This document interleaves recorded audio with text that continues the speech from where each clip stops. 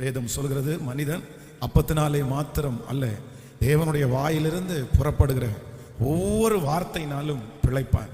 ஆண்டவருடைய வார்த்தைக்கு நம்ம ரொம்ப முக்கியத்துவம் கொடுத்து அந்த வார்த்தையை நம்ம நிறைய விசுவாசிக்கும் போது கண்டிப்பாக நான் நம்புகிறேன் கர்த்தர் பெரிய பெரிய அற்புதங்களை கர்த்தர் செய்வார்.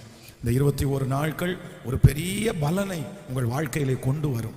ஒரு நல்ல ஜெபத்தோடு ஏதோ ஒரு நேரமாவது நீங்கள் ஒரு உபவாசம் இருந்து இந்த டெய்லி தினம் தினம் சொல்லப்படுகிற அந்த வாக்கு தத்தத்தை நீங்கள் அப்படியே நிறைய அறிக்கை செய்து அதை உரிமை பாராட்டி அதற்காக நீங்கள் விசுவாசத்தோடு ஆண்டவருக்கு ஸ்தோத்திரம் பண்ணுவீர்களானால் கண்டிப்பாக நான் நம்புகிறேன் அவருடைய வார்த்தைகள் ஒன்றும் தரையிலே விழவே விழாது.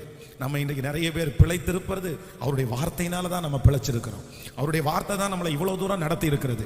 அவருடைய வார்த்தையை நம்ம நம்ப ஆண்டவர் நமக்கு நிறைய செய்திருக்கிறார். அதே போல இது மனுஷனுடைய வார்த்தை அல்ல, இது ஒரு போதகருடைய வார்த்தை அல்ல, இது முழுக்க முழுக்க வேதத்திலிருந்து பேசப்படுகிற வார்த்தை. நான் நம்புறேன் அதற்கு ஜீவன் இருக்கிறது.